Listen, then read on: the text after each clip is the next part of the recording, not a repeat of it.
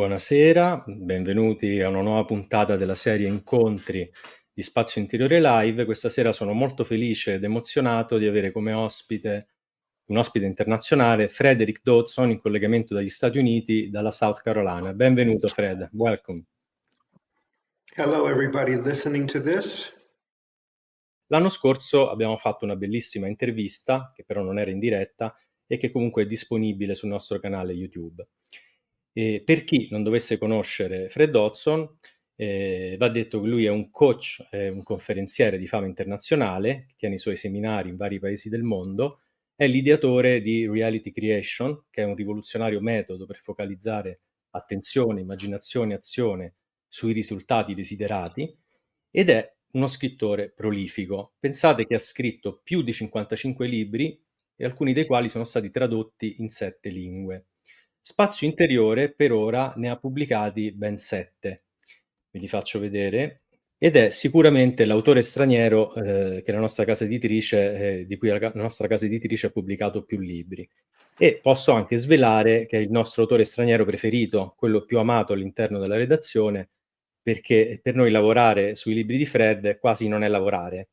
C'è sempre un grande entusiasmo quando arriva un suo nuovo libro e in redazione ci litighiamo su chi debba fare la revisione della traduzione. Perché il suo modo di scrivere, e chi ha letto uno dei suoi libri sicuramente capirà quello che sto per dire, è una ventata di bellezza, di leggerezza e soprattutto di chiarezza in spiegare argomenti spesso molto complessi, argomenti anche metafisici. E inoltre i suoi libri sono tutti sempre ricchi di esercizi pratici e di ancoraggi concreti alla realtà quotidiana. E per iniziare l'intervista, però, non sarò io, Fred, a farti la prima domanda, ma la prima domanda sarà di una cara amica della casa editrice. E si tratta di Diana Del Bufalo, che è una famosa attrice e cantante, che è una tua grande fan e che ha contribuito a far conoscere il tuo lavoro e il tuo libro parlando di te sui suoi social. Hi Frederick, hi Spazio Interiore Edizioni. Frederick, I love you. I read all of your books, and I'm really, I'm a bit, how do you say, embarrassed to ask you this question because it's a bit banal. But I wanted to ask you, in your point of view, what do you think about life? What is life? Why are we on this earth? Thank you very much. Non mi sembra una domanda così banale, però sentiamo che cosa ci dice Fred. My viewpoint, Mrs. Buffalo, is that we are here in training for something that happens in the afterlife. Temporary training, game. The reason I see it this way is because it's the most effective way to see it. It's the most fun way to see it. I'm preparing for a big game in the afterlife by running through a simulated game in this life. And in this life, I'm meant to learn about everything, about responsibility, about awareness, about energy, about myself as energy, as a divinely created being. If you see it as a training game, it is so wonderful. It's for you to get better for a much higher mission. I think that's enough. Allora, io questa sera mi piacerebbe ripercorrere alcuni aspetti del tuo lavoro partendo dai i tuoi libri che abbiamo tradotto in italiano. E partirei dall'ultimo libro che abbiamo pubblicato il mese scorso, che è questo Puoi guarire chiunque, che dal mio punto di vista è uno dei tuoi libri più belli. Questo libro si focalizza sulla guarigione, come si vede dal titolo, ma dal mio punto di vista è un po' una summa di tutta la tua ricerca. E per me uno dei fili conduttori, diciamo, della tua ricerca è l'importanza dell'autenticità. E anche in questo libro sottolinei come il vero potere viene dall'autenticità. Come si può riconoscere se si sta veramente nell'autenticità o si ha solo l'illusione di essere autentici? You have thoughts and feelings, the way you really feel and what you really think. This is your private face. And then you have the thoughts and feelings and behavior that you present to others. And if there's too much of a difference between those, you are not being authentic. There's a way I spoke before this presentation started and the way I speak now, and it's basically the same. The way I speak to my wife later, the way I speak on my previous phone call today, the way I speak here, the way I speak when I do sports, when I meet friends is exactly the same. My opinions are exactly the same. And this is a sign that I'm going toward more authenticity. If the discrepancy between these is too high, then I'm being different identities in different places. I'm a certain identity when I meet my parents, a certain identity when I talk to my students. That's not authentic, it's being identities. La domanda che volevo fare a Fred su questo suo ultimo libro, sempre You Can Heal Anyone, è che è stato scritto nel 2022 durante la pandemia e gli volevo chiedere se è un caso che il suo libro sulla guarigione sia uscito proprio in quel periodo. Of course not. Everybody was looking for their healing outside of themselves during this time. And I wasn't getting sick. I was traveling around the world. I wasn't getting COVID. I never get the flu. And everybody was telling me how they got this and got that. I haven't been sick in more than 30 years, frankly. And I wondered why that is. If my wife got the flu, I said, don't, she said, go away. I'm contagious. And I said, oh, don't worry about it. It's okay. And I hugged her, kissed her. People are still doing COVID. A few weeks ago, I played tennis with somebody who claimed he had COVID. So I realized that I'm not getting these problems, and I don't mind to play with somebody who has COVID. And that's why I wrote the book, to examine why I don't get sick and why I also have the ability to put my hands on people and heal them. So we talk about your last book published in Italian, that is You Can Heal Anyone. Now I want to talk about your first book you published in Italian, that is this one, Parallel Universes of the Self. And I'd like to ask you if you remember how you were inspired to write such a brilliant book that explores the possibility of traveling between different versions of yourself that already exist in the multiverse. So, how did you have the idea? Well, this book was actually written around the year 2000 and published in 2006. It developed over time because I was experiencing, to be honest, I'll tell the real story. I went to a football match of FC Bayern Munich. A friend took me there. I'm not really interested in football. And after this match, I started having dreams at night that I'm playing for this team, but not in this universe, rather a parallel universe. And it was so strange because this was a recurring dream every night. I had the outfit, I was talking to the coach. The coach was the same one as in this universe, but the city looked different. It was the city of Munich in Germany.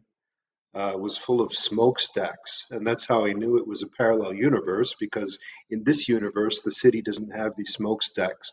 And it was so detailed that soon I realized, after about a year of these recurring dreams, that I am living a parallel existence as a soccer player for Bayern Munich, the team. So the consequences of this was that I watched some of their Champions League games, and I felt that I resonated in a strange way. I had a psychic connection to this team. Still, I'm not that interested in football, but it seemed like every time this team won the Champions League, which is the top game in football, I knew it before. So I only started becoming interested in watching their games at the beginning of the season, when later they would win this championship. And this happened in 2006, 2013, 2020. Those were the only years that I was really interested in their games. And I watched the last few, the quarterfinal, semifinal, and the final. So in a parallel universe, I'm a soccer player. That's how I got interested in the topic of parallel universes. And I thought, okay, I need to look into this topic. And then I saw that if I, as a coach, a success coach, there's a better version of me and a less good version of me. And what if there's a version of me in a parallel universe for which certain things are already true, certain wishes already fulfilled? And that's how I developed the idea. Okay, thank you. And now, if it works, we have a question from the translator of your books, Patrizia Giuliodori. She's the one who brought this book, Parallel Universes of the Self, to our attention and suggested to translate it. So we'll be always grateful to her. Hello, Fred. My name's Patrizia, and I can say I'm quite familiar with your work because I've had the honor and the pleasure of translating many of your books for Spazio Interiore Publishing House. You have taught readers and students from all over the world mind-blowing techniques about manifestation and about how to jump to higher energy timelines. So my question is, do you think our planet is about to quantum jump into its next evolutionary stage, or 5D, as many spiritual teachers say? And if so, but also apart from that, what do you think we as individuals and as a collective should specifically work on at this time in history in order to be able to transition to our next evolutionary stage? Thank you for your answer. You're welcome.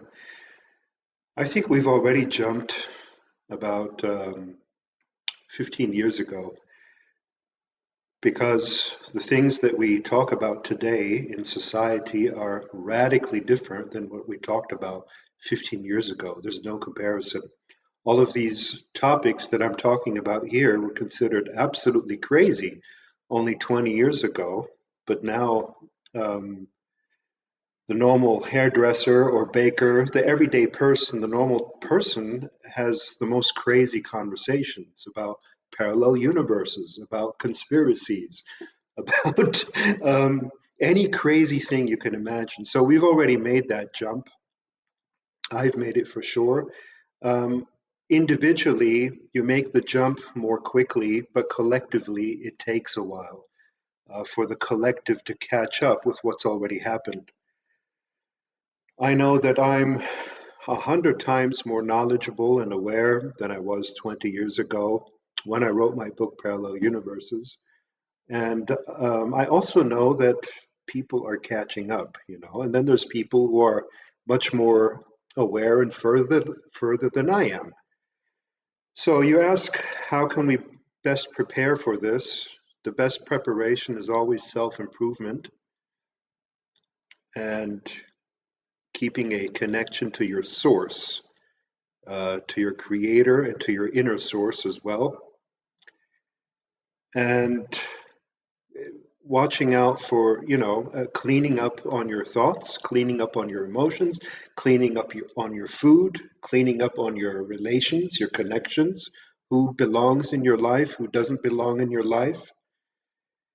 And I see a lot of people such as myself, not myself, but people like myself, they're frustrated because they're mentally more quick and more developed.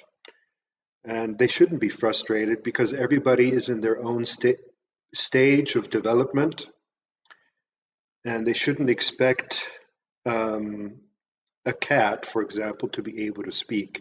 Everybody's at their stage of development. And if you're frustrated about this, you should seek out people who are as quick as you and people you resonate with, people that you like, instead of complaining about people you don't like or people who don't have the supposed understanding that you have. You should hang out with people you resonate with. Community will be more important in the future because there's too much AI in the world and people relating to AI, communicating with AI. The purpose of life on Earth is not to speak to a robot or to spend all your day in front of a screen. When you look back on your life, you don't want to see yourself sitting in front of a computer the whole time. I think in the future, community will become more important, specifically community of like-minded people and conscious people. Ok, grazie, thank you Fred. Un altro dei tuoi libri, che è più piccolino degli altri, è molto bello, è questo, Reality Creation, la tecnica per manifestare la realtà che desideri. La reality creation, secondo te, ha a che vedere con l'amore e con l'etica? Personaggi che sarebbe molto difficile considerare etici o amorevoli raggiungono in questo mondo un grande successo e una grande ricchezza. Anche loro applicano la reality creation? O secondo te è possibile che queste persone che, tra virgolette, sono malvagie, ottengono un aiuto energetico di altro tipo, magari da forze oscure? That's a good question, sir. I think that reality creation works for anyone, whether good or evil. When reality creation is used for evil, it's called black magic, and this is more common than people think. And black magic is the use of reality creation to influence people, to change others instead of changing oneself, to harm people. It's ego-oriented, only thinking about me without thinking about my community and my surroundings. And some also use the help of what you call dark forces, I call entities. And that's common too. That's been done since hundreds of years, using the skills of different beings and entities, because we don't see the invisible, they are all around us, and you can solicit their help. But I wouldn't do that, and I don't do that, and I don't recommend it, and I also don't write about it, because what goes around comes around. So you have a karma, or a law of attraction, where what you put out will come back to you. And just knowing that makes me ethical. That just one principle, what I put out comes back to me, makes me ethical instantly, because I know that if I manipulate people, I become subject to manipulation. I open the door to manipulation because I believe in manipulation. I believe I can manipulate people. I will be manipulated. That's why manipulative people or psychopaths are the most paranoid people in the world. They're always afraid, looking behind their back, that they will be manipulated. So this works for anyone, but there's ego goals and there's goals from your soul, and I discern this in the book. You can reach ego-oriented goals, but it's more effortless and more healthy and more quick to reach goals from the soul. And these are goals that you had before you came here. These are goals in alignment with the highest good. Thank you for the answer. Ora, un altro dei libri che hai pubblicato, uno dei tuoi più importanti, è Livelli di energia, che, diciamo, come dice il titolo, verte sul concetto di energia, che è anche uno dei termini più utilizzati, spesso abusati nel gergo spirituale, e però anche uno dei concetti più vaghi. Il tuo libro ha proprio il merito di rendere l'energia qualcosa di concreto e di misurabile. Quindi la domanda è: come sei arrivato a determinare la scala dell'energia con tale precisione? There are other authors. By the way, your English is perfect. There are other authors who have written about scales, and the scales are also present in ancient writings. You find them in every religion, really, if you look closely. First of all, seeing things on a scale, say from 1 to 10, can be very helpful in determining where you are and where you want to go. Scales are very helpful. I'm at level 5. What does level 6 mean to me? What does level 7 mean to me? What is level 8 compared to level 7? And from this kind of thinking, scale thinking, which I always used in my coaching work with great success, the book Levels of Energy came to be. Of course, energy is, as you say, a very overused and vague word. They also say subtle energy and I feel your energy and whatever. But this book is very specific in that it defines specific levels, and some people have arrived at these levels through muscle testing, applied kinesiology. There's some psychiatrists who've arrived at it through their methods. There's people who have used a science called radionics, and they've arrived at the same levels. So from all this, I knew that there are levels. My scale comes from my coaching experience. I'm in front of a student, and I know that when they go one level up, how they start talking, looking, feeling, walking, and another level up and another level. You can hear it in the voice becomes more resonant, the skin becomes more clear. So I try to define which emotions are associated with each level, which environment, which beliefs, which attitude. And that was a great joy, and many people have benefited from this. Thank you, Fred. L'altro libro che abbiamo pubblicato l'anno scorso, anche questo è uno dei miei preferiti, ma sono tutti i miei preferiti i libri di Fred, è Lo stato di flusso. E la domanda che vorrei farti è la seguente. Il flusso, come tu spieghi nel libro, è qualcosa che non si può ottenere o raggiungere, ma al flusso ci si deve arrendere e abbandonare. Ma una filosofia di vita del genere che si basa più sul lasciare accadere che sul fare o sul realizzare, come si coniuga con la programmazione dei propri obiettivi? Goal planning is a very good thing, but above a certain level of energy, a certain level of consciousness, which we just discussed, it no longer applies because you can simply feel by intuition what the next correct step is. So even though I teach goals to certain people, certain levels, certain stages, I don't apply goals myself. I simply feel and look what the next thing is, and that I can do in a state where my mind is clear and calm. My mind is clear and calm because I've been cleaning up my mind for many years, and I write about it. So from this state, flow is much more easy. From following what interests you, what fascinates you, you are following the path of your soul. That's how to achieve a flow state. It's a combination of no mind or very little mind, following what interests you, and not really worrying about specific results, but about the overall bigger picture of your life. People are sometimes surprised at what I say or the types of books I write, and they say, well, this has nothing to do with what you've written before. And I don't care. I don't know why that is, and I don't care because I followed what interests me at the time.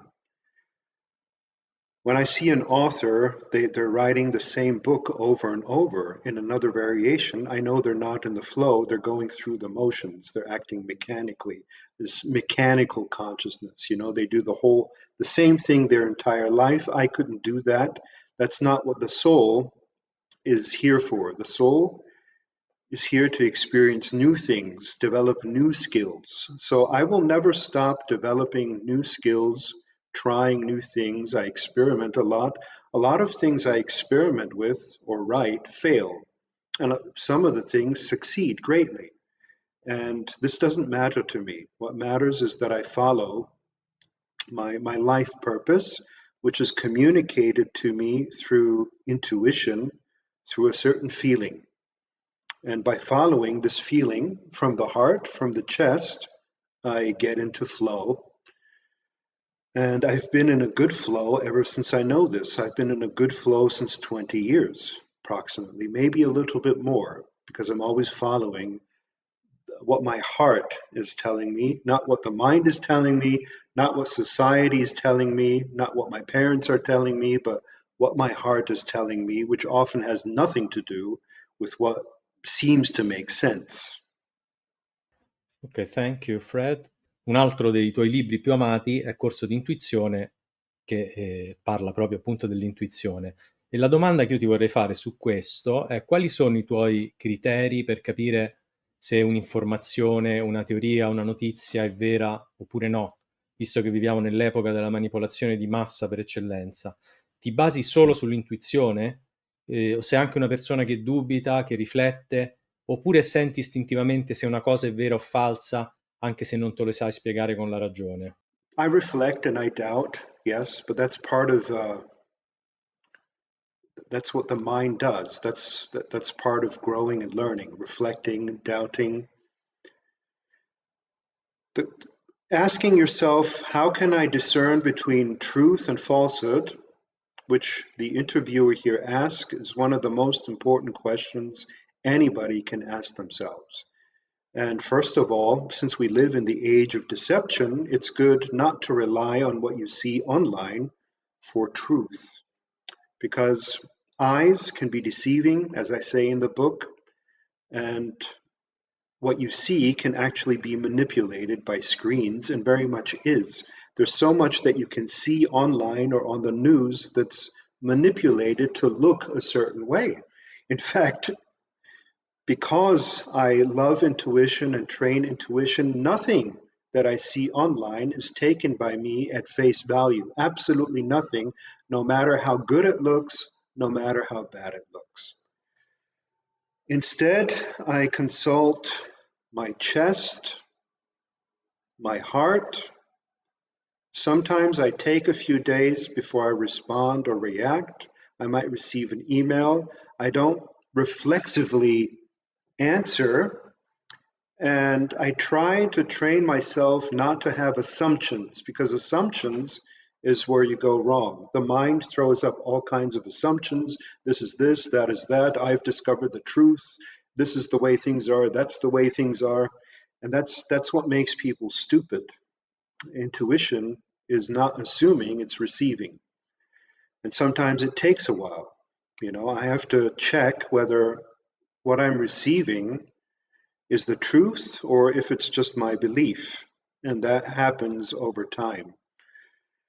You know, if I let go of the thought, if I let go of the belief, is the feeling still there? If it's still there, then it's intuition. Ok, thank you Fred. E l'ultimo libro che noi abbiamo pubblicato, di cui vorrei accennare, è il seguente: Attrarre magneticamente ricchezza, che parla, come si può capire dal titolo, di denaro. La mia domanda per Dodson rispetto al tema del denaro è la seguente: nel mondo della spiritualità ci sono diverse correnti di pensiero. C'è chi dice che bisogna dare tutto gratis perché si tratta appunto di insegnamenti spirituali, chi predilige l'offerta libera, chi mette un prezzo più o meno alto per i servizi offerti. Tu in che modo decidi il valore economico dei tuoi corsi o del tuo coaching? E quanto pensi che il fatto di pagare anche cifre alte influenzi la qualità e la profondità del lavoro che una persona può ricevere e fare su di sé? Yes, very good questions. Business can be seen as a spiritual thing. Everything is spiritual. Everything is energy. Business can be understood as a spiritual activity because it brings people together. You know, if America and China weren't in business together, they'd be at war. So all of their business ties and relations prevent war between America and China. Business makes people more aware, more awake. There's a lot of people who wouldn't go out their door or meet with anybody if it weren't for business.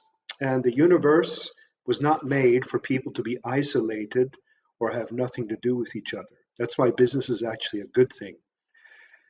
One person, even if they're greedy, one person building a company can employ hundreds of people and give hundreds of people purpose. So I like business. I think business is a good thing, and I think giving everything for free is not helpful to human development, human motivation, human attention, human responsibility. We've seen this giving everything for free, what it leads to. Nothing good comes of it. Now, can a person give for free? Yes, of course. I give so much for free. I have thousands of free articles, hundreds of free videos. I post free on social media every day. I share a lot of free stuff, but I also have a lot of paid stuff to give people the opportunity to be able to afford that. And because I believe in exchange, there should be an exchange. Otherwise, there's no motive to do anything, to be honest. My coachings have high prices, some people say, but it's not really high. I'm forced to ask high prices because if I didn't, I receive emails every day. I don't have time to answer them. And if I gave away coaching for free, I wouldn't have time to do any of the work I do. So it's about protecting my time. Of course, as you charge more money, you attract better customers. You should know that. Um, if you charge little money, you attract a lot of complaining customers, and you might have noticed that. So it's not only about you being abundant, it's also about giving people the opportunity to be abundant. A person such as myself, I enjoy paying a lot of money. I enjoy circulating money. I receive a lot of money from people, but I also enjoy giving a lot of money. And as you yourself become more prosperous, hopefully, as the result of this book, you will start enjoying supporting certain people, supporting certain organizations. It's a joy. Circulation of money is a real joy. Perfetto. Adesso invece è il momento di dare una grande notizia, perché il 24, 25 e 26 agosto del 2026 Fred Dodson sarà in Italia, in una bellissima location della costiera amalfitana, precisamente a Ravello, per un seminario di alto livello intitolato Higher Realms. Facciamo vedere questa copertina. È un seminario organizzato direttamente da Fred, su cui sul suo sito, di cui faccio vedere l'indirizzo, eccolo qui, potete trovare tutte le informazioni su questo seminario e come iscriversi.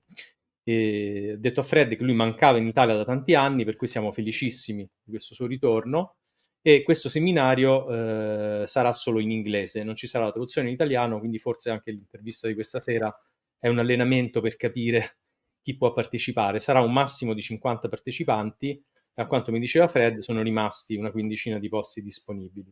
Sul suo sito trovate tutte le informazioni. Io adesso vi vorrei chiedere invece che cosa farà in questo seminario, se questo seminario è rivolto a chiunque o bisogna già avere un certo livello di energia per poter partecipare e perché ha scelto una location come la costiera amalfitana. I ask myself, what is the most beautiful location in the world? And my attention went to this location. I think that is the most beautiful location in the world. I don't know how to top that. I always try to make a better location than in my previous seminar. So I'm curious what will be the next after this. I have no idea. Because after this, there's only heaven. Now,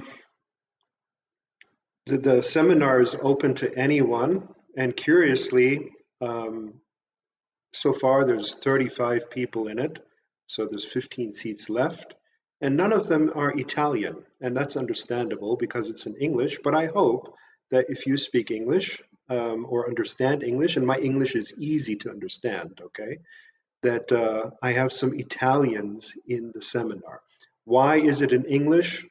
Because most of my readers are actually American, and most of the participants are from America and the UK, some from Germany, some from Arabia, but they're mostly American. That's why I give my seminars in English.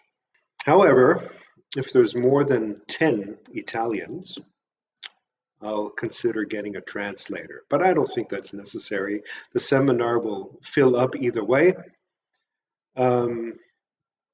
What is the seminar about? Higher realms, higher consciousness, higher places, higher life, higher lifestyle. It's practical and mystical.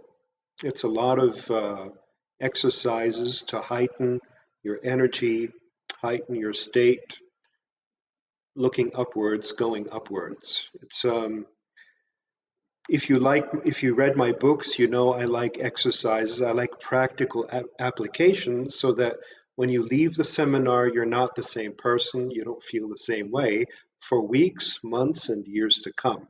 I want you to look back years later and say that seminar was those 3 days was the time things shifted in a different direction and in a better direction. And that's what all my seminars are about. This one happens to be called Higher Realms, which is very exciting. And I develop my exercises for the seminar.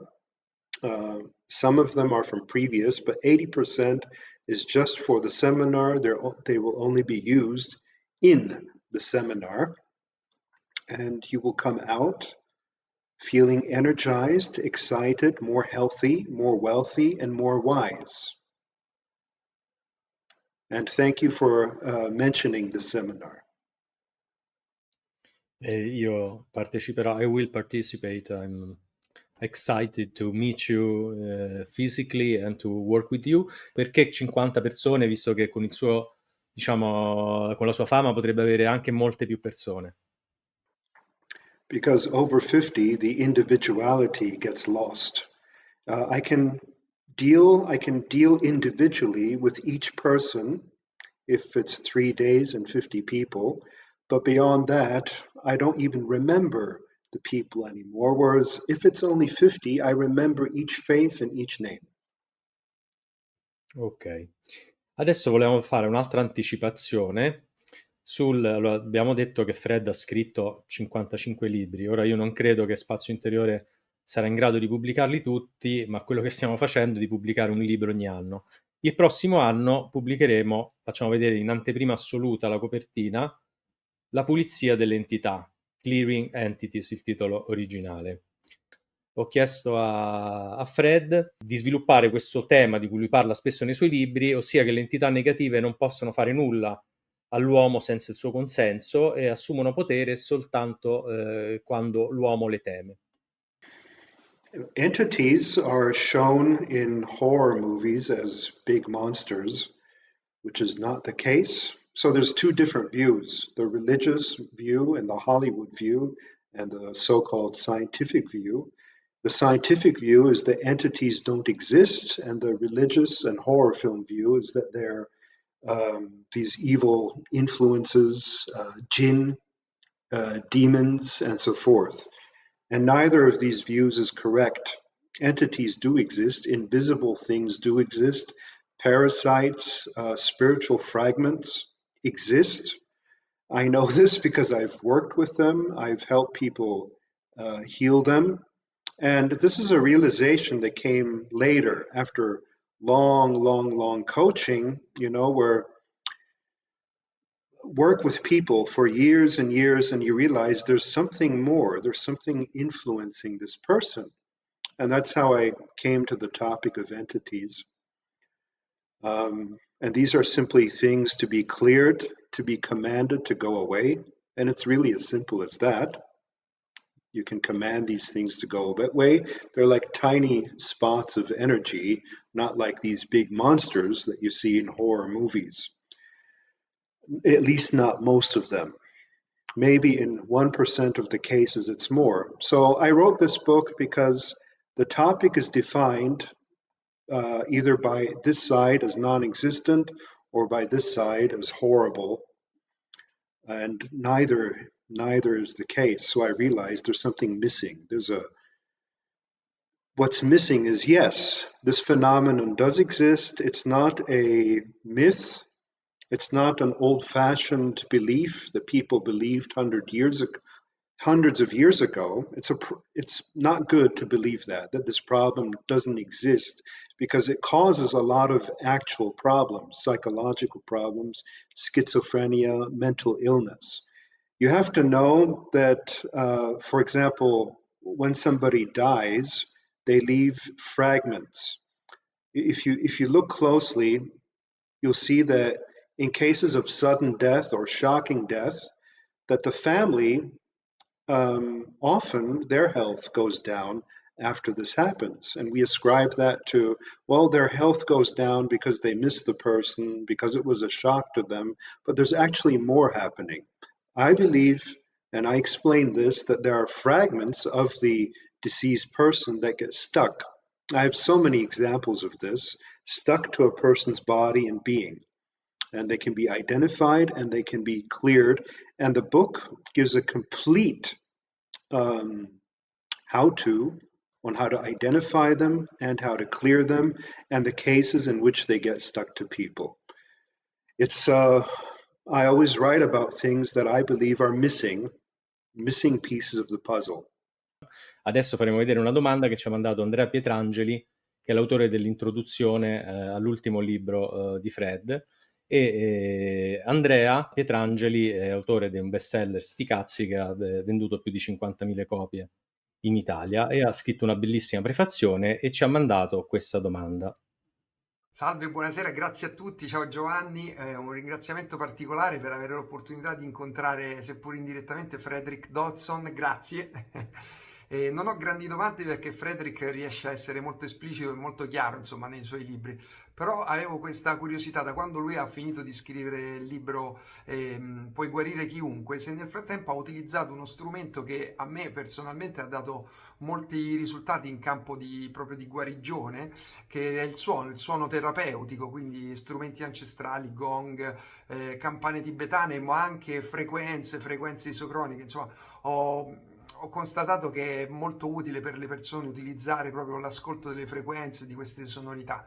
Quindi volevo sapere soltanto se lui aveva fatto qualche esperienza in questo campo.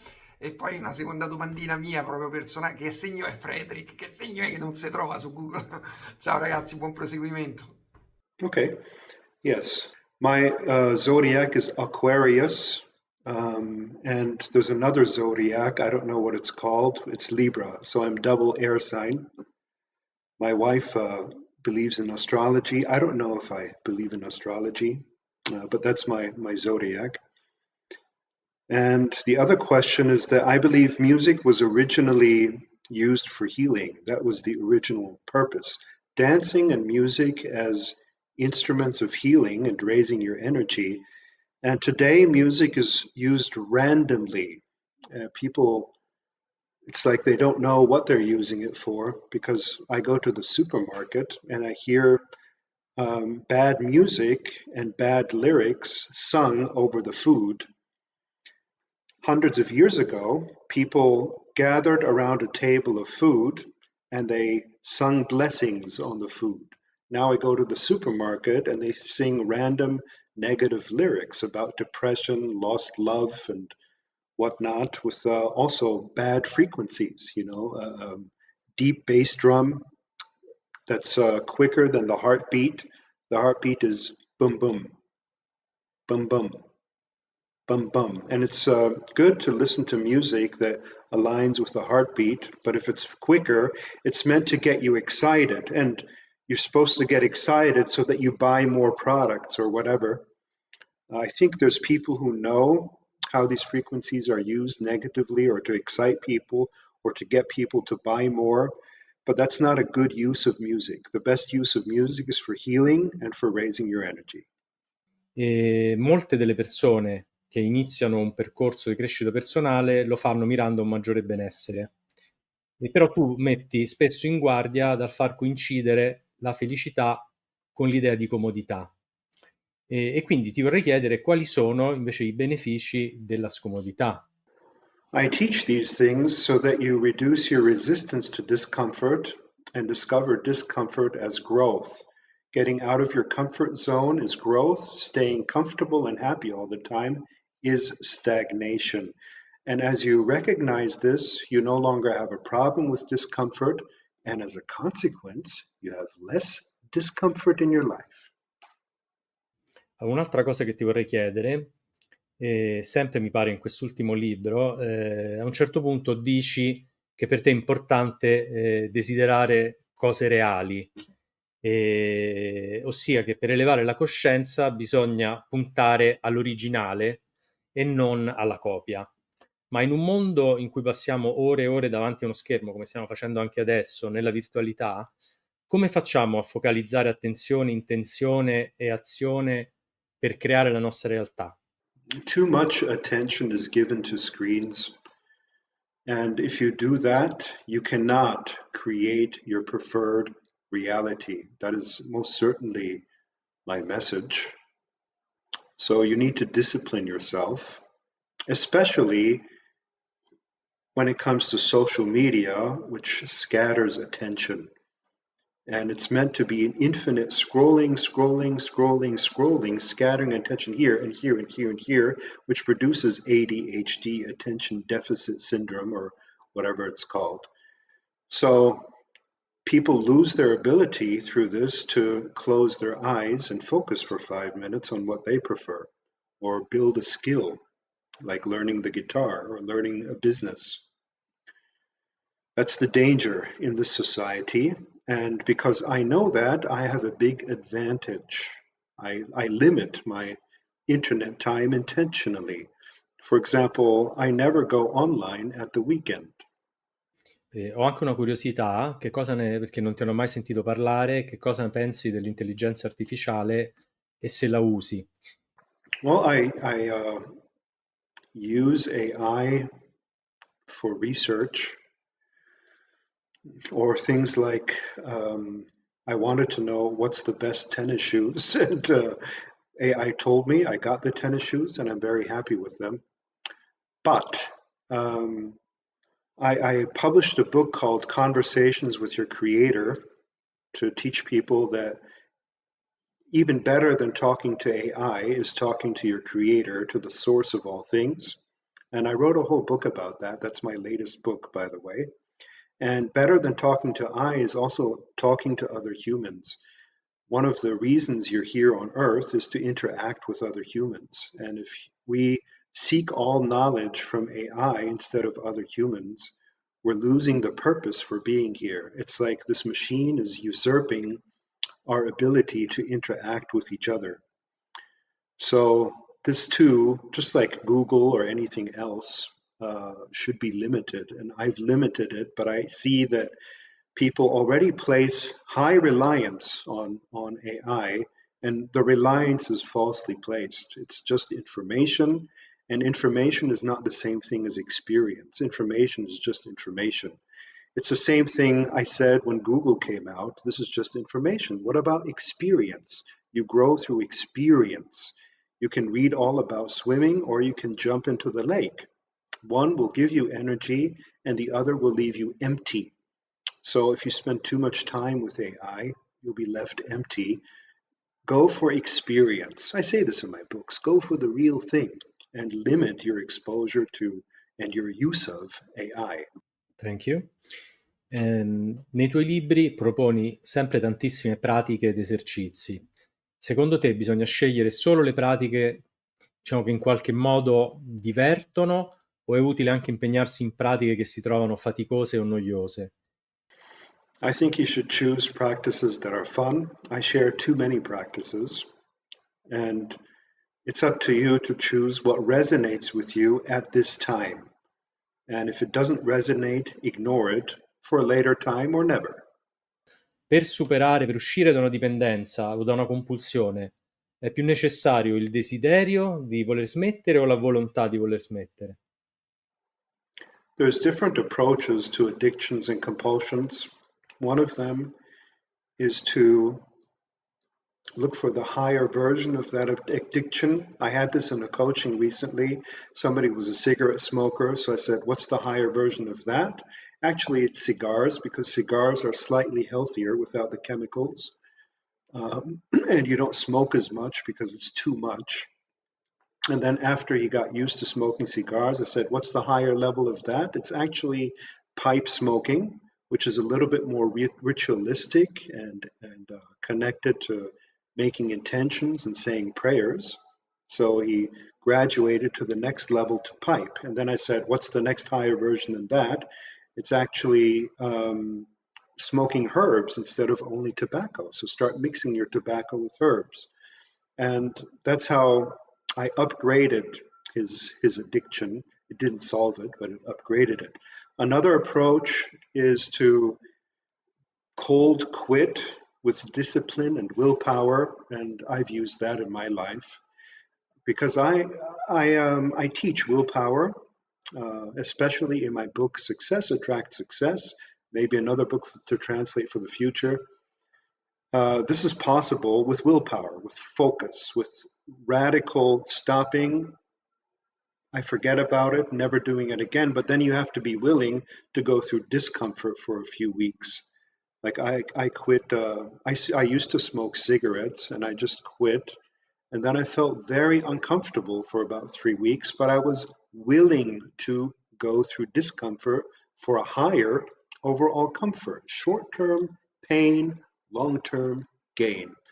And another approach is the psychological, emotional approach where you feel your desire, feel your resistance, exaggerate the resistance, exaggerate the desire. I think I described this process in one of my books. So there's many approaches to it. Ok, adesso faccio una domanda che mi ha chiesto di farti la mia compagna, che è una tua ammiratrice, e lei dice che sembri sempre, appunto nei video, nelle interviste, estremamente centrato e luminoso, però essendo anche tu un essere umano dovresti avere un lato ombra. Allora la domanda è: il tuo lato ombra si manifesta ancora? E se sì, in che modo e come lo trasformi? Oppure è possibile che a un certo punto del percorso il lato ombra smetta di manifestarsi? Oh, these are excellent questions. A part of being authentic is to acknowledge your shadow sides and be okay with them instead of hiding them or pretending they don't exist. And what you're seeing in me is I don't pretend to be perfect. I don't say I'm enlightened. I don't say I'm high. I don't even say I'm high consciousness in my books. I've never said it. Some people say to me, "You claim you're high consciousness." And I say, I never said I'm high consciousness. I never said that. So humility helps. Acknowledging your weaknesses helps. You know, a basic exercise is to write down your strengths and weaknesses and to acknowledge your weaknesses and know what your weaknesses are. For example, I used to smoke. I just said this. That was one of my weaknesses, and that was okay. Today, looking back, I think maybe it wasn't a weakness at all, but that's another story. Maybe I have a new theory that being an ex-smoker prevented me from getting COVID, but that's a whole different area. So you acknowledge your weaknesses. You know, what are my weaknesses? I'm not perfect. I can be impatient with people. That's one of my weaknesses. I can be easily bored. It's another weakness, but it's also a strength. You see in every weakness a strength. If I'm easily bored, it means I'm looking for more, for the new. And so I make the new. So acknowledge your weaknesses and see how they might benefit you and how you can learn from them. There's no problem with having weaknesses. Nobody's perfect. Everybody's human. Thank you.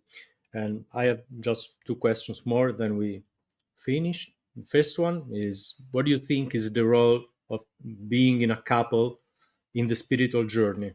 What are the advantages and the disadvantages? I think being in a relationship is overall an advantage, and it's not good to be alone for too long, because if you're alone for too long, you live without reflection or reflecting upon yourself. Your partner is a reflection of yourself. I mean, being alone can help people find out who they are. We need phases where we're alone and phases where we're together. We need both these phases, but I've arranged in my marriage to live on a different house floor than my wife. My wife lives on the second floor, I live on this floor.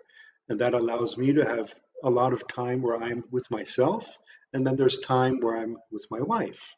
And both is very important. I don't think a person should be alone for too long and also not together for too long, because in being together for too long, you lose your identity, you lose who you are.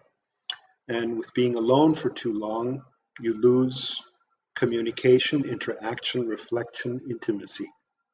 Thank you. Tu hai iniziato, diciamo, a lavorare in questi ambiti che eri giovanissimo, mi sembra nei tuoi 20 anni hai iniziato a fare il coach quando eri molto giovane.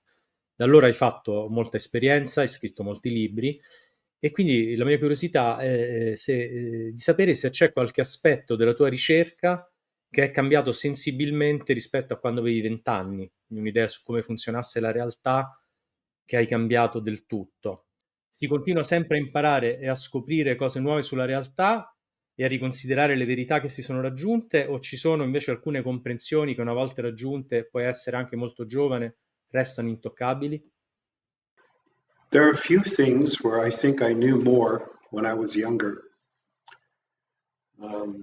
And through society's conditioning, I lost them and then I regained them later in life. I knew a lot of things when I was a kid and a teenager, and then in order to become an adult and adapt with others and belong to others, I dismissed what I felt intuitively and changed my views.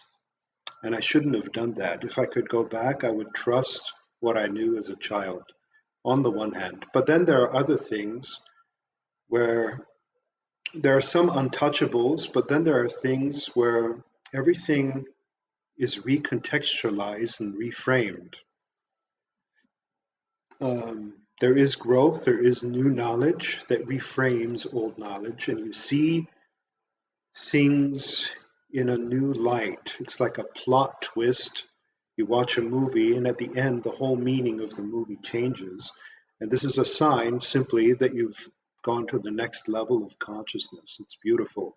You think things are this and this and this way, and then at the end of the movie, everything changes, and you're like, oh, I see, I see. I mean, as long as you have these kinds of realizations, you are growing. If you go years without such, you are not growing. It's a sign that you're growing. Just the other day, my wife had a realization about her father that eluded her whole life. She didn't know about it, but looking at it more deeply, she said, oh, okay, this is why my father was this and this and this way, because of this. And that should happen to you a lot. I hope it happens to you a lot. I hope everything changes many times.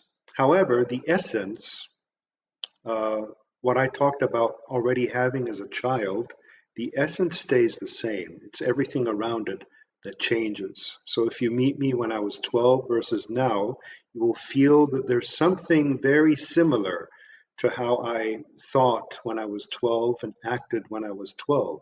That's just who he is by nature, by birth. And then there are many things, the outer things, such as political opinions that change with age, or health practices that change with age. You know, I do a lot of things in 2025 that I would have never imagined just in 2015. Allora, siamo arrivati alla fine di questa intervista e c'è una domanda anche che era del caro amico Andrea Zurlini, che ha curato le prefazioni di 2 libri di Dodson. Ciao Fred, io sono Andrea e innanzitutto grazie per tutto quello che fai e tutto quello che sei. La mia domanda parte da un'esperienza personale. Ultimamente, nonostante stessi usando delle tecniche di reality creation che ho imparato anche grazie a te e a altre esperienze mie personali, stavo notando di non ottenere i risultati che desideravo, proprio come li desideravo, anzi, si stavano manifestando alcune cose, diciamo, anche negative o contrarie a quanto stavo chiedendo. A questo punto ho iniziato a cercare di indagare se fossero contro intenzioni attive, le ho pulite, ma gli eventi continuavano nello stesso modo, un po' negativi. A questo punto ho pregato i miei angeli, ho fatto un vero rituale di connessione con queste forze angeliche spirituali e da lì mi sono sentito subito meglio e poi i giorni successivi le cose si sono sbloccate in un modo che nemmeno io potevo immaginare, andando oltre quello che avevo visualizzato o cercato di ottenere attraverso le tecniche. Allora ti volevo chiedere, come consideri l'intervento di forze spirituali esterne a noi? E quando accediamo al potere della preghiera e che va a toccare il potere della nostra anima, effettivamente che relazione c'è con la reality creation, dove invece parli di una scelta autonoma e consapevole della variante che vogliamo realizzare? Grazie. Yes, absolutely. But instead of praying to angels, I would only address the highest source. That's how I would do it. Because with angels, you never know what you're dealing with. It's like um, when I write a check here in America, I have to say, this check is for this bank only. And when I say it's for the highest source only, I can be sure of the source of the information. But praying absolutely helps. And I teach it in some of my books. You shouldn't be stuck on one technique or one method. My philosophy is that whatever works. When I want something, I try everything, not just my methods, others' methods. It's the mentality that counts. And the reality creation technique teaches this mentality. It teaches the mentality of sticking to it and sticking to it and sticking to it until it manifests. And because of that mentality, you try anything that works. So the answer is yes, absolutely. Ok, Fred. Quindi io e Fred ci vedremo a Ravello l'anno prossimo, tutti quelli che si vorranno iscrivere al suo seminario, e stiamo anche cercando di organizzare, invece, perché il seminario non è organizzato da Spazio Interiore, è organizzato direttamente da Fred e bisogna iscriversi sul suo sito. E invece noi come Spazio Interiore stiamo cercando di organizzare una grande serata di presentazione dei suoi libri nei giorni prima del seminario, probabilmente sempre a Ravello. E quindi questa sarebbe una grande occasione per i fan di Fred di venire a conoscerlo, farsi firmare il libro. So I thank you again. If you say last words to Italian fans, vuoi dire le ultime cose? I would like to thank Giovanni for the excellent questions. His questions are always the best. I do many podcasts. His questions are always the best. He's a little bit serious, but he has the best questions, and he also has the best book covers of all my publishers and all my books. So I'd like to thank him for that indeed. Italians, I look forward, hopefully, to meeting some of you live in person in my one and only seminar in Italy, in Ravello in August 2026. And I thank you very much for your wonderful questions. Each question was absolutely amazing. Do you know that you can only give good answers if the question is good? So if you think I gave good answers, it's because your questions were great. Thank you very much. Thank you very much for these words. Ringrazio tutti. Thank you, Fred, again. Have a nice evening. Here is also time for dinner. Okay, good night, and have fun editing this video.